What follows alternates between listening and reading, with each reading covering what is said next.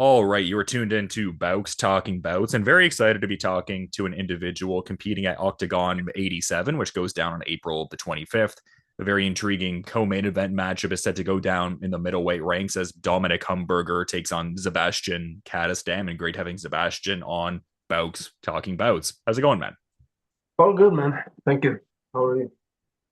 No, I'm doing well. It's just cool to see you in the Octagon fixture and stuff like that. Like, how does it feel to be, in such a like high profile fight? Like, I feel like Humberger is someone who has like a big level of name value in Octagon, and obviously you've done great things in your own career. But yeah, curious to get your thoughts on just the matchup and just thoughts heading into this next one. It feels good, I've been having some big fights over at one, and it feels appropriate that I should have big fights moving on. And yeah, it's a big task, and I'm up for it. I'm ready. I'm excited. Yeah, I thought it was cool because you fought over a dozen times and won, and you've done some great things over there, and just yeah, no, held championship gold over there. So just yeah, it makes all the sense in the world. This matchup would make sense just because of what a your opponent has done on the circuit and stuff like that, and kind of cool, I guess, in a way that it's like his hometown fight, and you're kind of coming on home turf here to fight him and stuff like that. So yeah, very intriguing one. It seems like. Yeah, yeah, I like it. Enemy territory is good. It's gonna be good. Is that something that factors into your situation one way or the other? Is it kind of just like an outside noise piece that you can kind of, I guess, like push to the side a little bit, just being on, enemy soil, as it were? You know, I never perform good at home, and most of my fights have always been away. But I think this is going to be one of the biggest. Like, probably I'm gonna feel that I'm in his hometown, and I don't know. I kind of like the idea of that. So I'm gonna feed off that energy, So it's gonna be good. Yeah, and I mean, I guess I'm just curious to get like a broader timeline sort of piece because I've mentioned the successes you've had in one, and we've both kind of touched on that, I suppose. Like, how did I guess you come to sign with Octagon? Like, what was the I guess timeline like for you not being in one championship any longer, leading up to signing with Octagon MMA? They're doing good in Europe. They're doing big shows, big arenas, and they got good fights. And we have a few teammates signing up, and yeah, it seems like a good step going forward. Yeah. Yeah, I guess is like the path to eventually like embark on, getting another championship. Like I see that one belt over there on the mantle behind you there. Are we looking to get an octagon belt on the mantle place at some point? Like, is that like a long-term goal you've specifically mapped out here? Yeah, yeah, pretty much. I want to get that welterweight gold in Octagon as well, but we're doing a middleweight fight now, and we have a tough opponent. So let's see. Let's get this one cleared out first. Was I guess taking this fight at a higher weight informed by just wanting to just get back out there and compete again and kind of establish some consistent pattern? I guess why are you fighting at 185 pounds when you mentioned there you were looking to map out a welterweight championship opportunity down the line? In one, I always fought at 185. But the weight, how they measure the weight classes are a little bit different. And my last one in MMA was at one at light heavyweight though, and so I'm kind of gotta get used to like cutting the weight again, and because I've been with one since 2017, so I kind of get have to get used to cutting weight again in a normal way. So I think middleweight is good, but I feel like welterweight is where I'm supposed to be. Yeah, you don't have to worry about the hydration test piece anymore, and etc. Yeah. No, it's just interesting to see you in a different promotion. Like I said, I've watched you, fight for so long under the one banner specifically and whatnot. I guess what led to, I guess, the departure from one? Like, was it a decision you made in the interest of, I guess, wanting to stay more active? Because, I mean, I feel like that's been a common recurring theme with people who've, I guess, departed one championship in the last couple of years. Just this idea of not having the strength of schedule or rate of activity they'd be looking for. And also, it seems like they're maybe phasing out of like the MMA promotion kind of piece, more focusing on like other combat sports under their umbrella. Like ultimately, what led you to, I guess, not re-signing with one and kind of embarking on this path? Yeah, pretty much activity. I had one MMA fight in the last 3 years, so it feels like I gotta get moving. I gotta get going. But I've had good years over there, very good years, and it's been a hell of a ride and good memories. But I gotta get active and yeah, fighters fight. That's what we do. So I gotta get active. Yeah, no, it's good to see that you're being active and there's just so many opportunities out there. Like I saw Adriano Moraes is no longer with one and he's fighting Muhammad Makayev on that Netflix MMA card. So yeah, fighters fight and you got to have these, opportunities to take advantage of. Like you have to have the freedom to pursue those. Yeah, for sure, for sure. Yeah, feels good with Octagon. They have a lot of shows, and it looks like a big, like they have a big production around the events, and I'm excited to see how it is fighting for them. Yeah, and I mean, we were talking about Humburger kind of having the proverbial home court advantage here. I mean, I guess just kind of looking at the audiences they serve and stuff like that. I mean, who's to say that you don't go on a run and get a big, like, home country kind of fight and stuff like that? Like, would that be something that would, I guess, garner a certain level of intrigue from you, like bringing like Octagon to Sweden and kind of like being in a big prominent spot at some point? Like we were talking about the championship goals. Is that kind of a goal as well? Or maybe not so much because you were talking before about how you mostly fight away and maybe you get two in your head fighting at home kind of thing. Pretty much, but I think it would be kind of cool, to bring a big organization back home to Sweden. And like I said, I have some teammates fighting as well on the same card. We have some signings coming up, and yeah, I'm sure not just me, but the other Swedes fighting over in Octagon is gonna intrigue a potential move over here, and I think it would be good, because Sweden we don't do big shows. The only big shows is like back in the days when UFC came over and filled out arenas, but um, yeah, we're kind of struggling. We have like 2,000 coming to watch the shows, and nobody's breaking that. It's not the same. So it would be good to have more promotions coming over and big promotions coming over, just to grow the sport in Sweden as well. Yeah, because it seems like such an untapped market. Like to your point, like the bigger shows in that area would be, UFC coming through. But I feel like Octagon has the infrastructure and the track record in the last little bit to bring a big show to Sweden. So it would be cool to see that to like bolster the sport over there. Yeah, yeah, for sure. We have the talent, We have the talent. I'm not sure why we can't bring the viewers, but we have the talent for sure. Sweden has top talent, very good fighters. And the young up and comers, they're way better than all us old dogs, but yeah, we just gotta get some momentum going in the events, big events and get the interest up.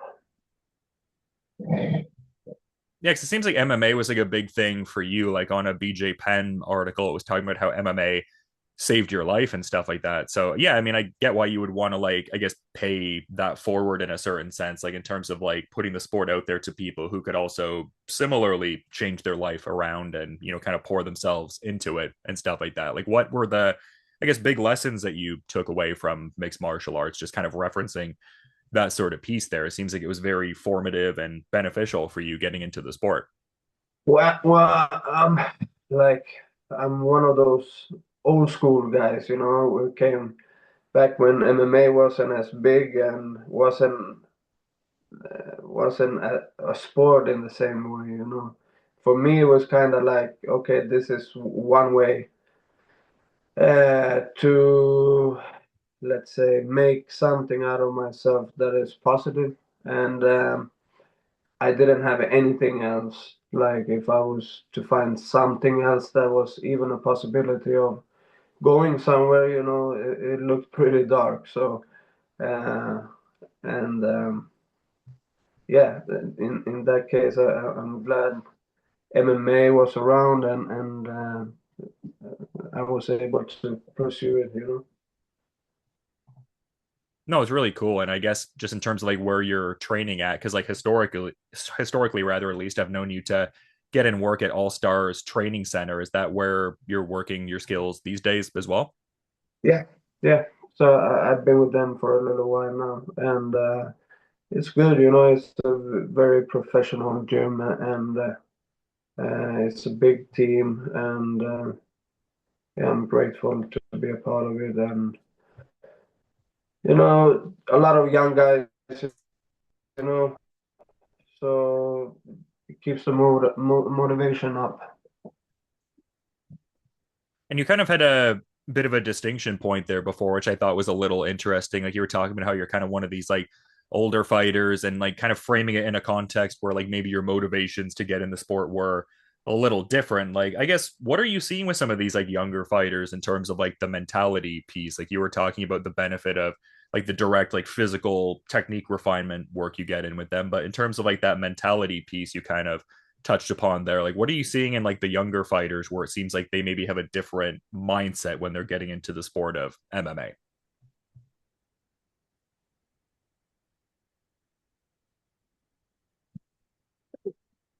It's different nowadays. Like now it's more like a sport, and it's nothing negative about that. It's just like we are a dying breed. These kilo be kill guys. We're Mm-hmm. we're we're dying off, and it's gonna be more like just athletes. And it's nothing bad about it.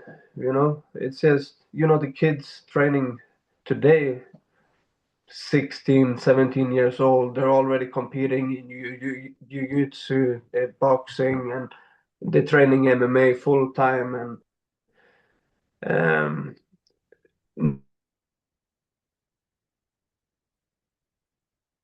bad. So every kind of person can come into the sport now. Back in the days, it was kind of the same type of person that came, a little bit rough and maybe a little some screw loose in the heads. But now we have smart guys, smart young guys coming in, and their approach to the sport is different. They don't need it like this tough because they're smart. Mm-hmm. So it's different. But you see that the talent is just going up. So it doesn't matter. You have to be a little bit tough, but you also have to be smart. But the mental stuff, it's good if guys can put 100% commitment into something, even if they have 10 other options in life. You don't need this, like, oh, this is my only shot. But it helps as motivation, for sure, um, to not have anything else. But I think it's a lot of stress as well to know that, oh, if I don't make it, I'm fucked. You know. Yeah, yeah. So I think these young guys, and you see it, you see it in the high level. The young guys coming to UFC and they barely have 10 fights, and their level is so high.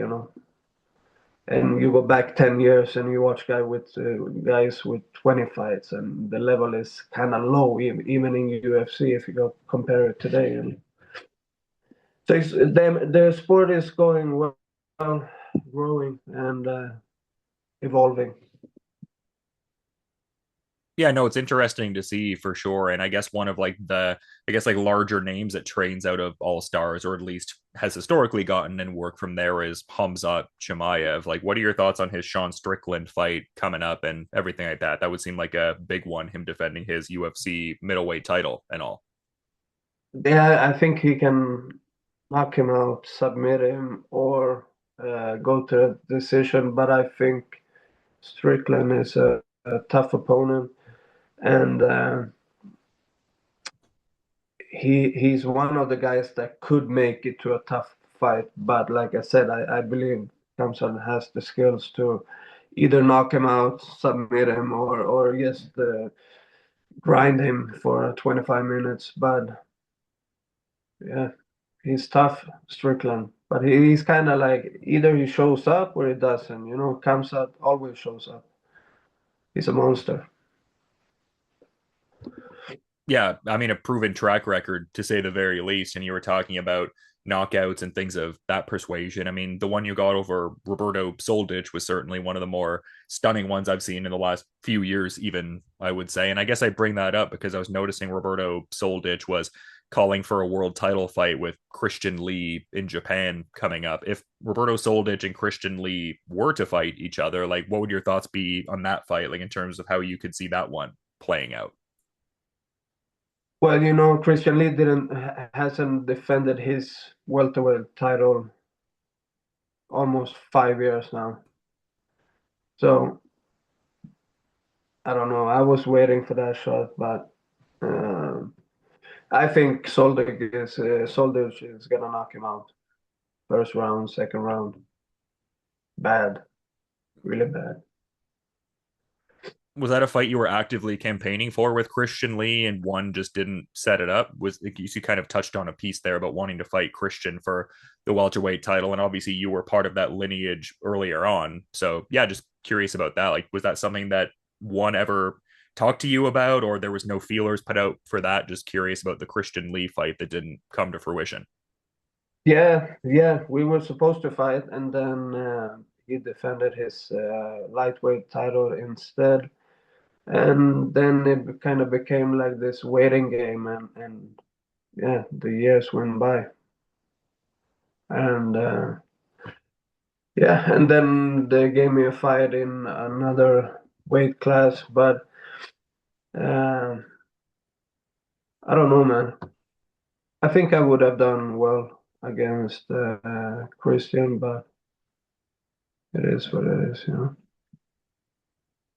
Yeah, no, it just seems like you're very good at like ultimately trying to pursue what you want to pursue, but if it's not there necessarily, like even in the situation of not getting as many fights in recent years with one, it's not like an animosity thing or a certain kind of thing. It's almost just like I'll course correct and do this, and this will give me what I'm looking for ultimately. So yeah, I mean, it would seem like Octagon would be able to provide you with that path to get more consistent fights and more of like a straight line path to the title. Because yeah, sometimes with those two division champion situations, you can get that congested piece in at least one of the divisions, if not both. So yeah, I hear you.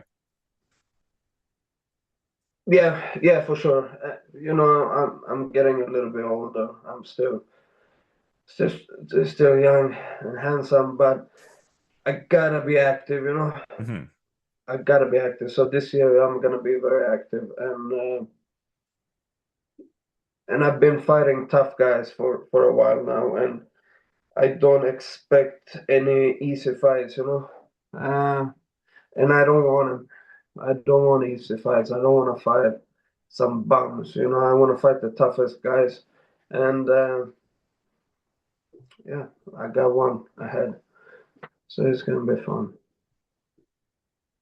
Yeah, I mean, so many KOs this guy has at home and that, pedigree piece and everything. So yeah, definitely the kind of opponent one would think would, get you really refining the skills that much more and rising to the occasion, etc. Like, how do you see this one playing out? Like, do you have a certain visualization for how you see this Humburger fight ultimately going? Like, do you see like a defined way this one ends for you?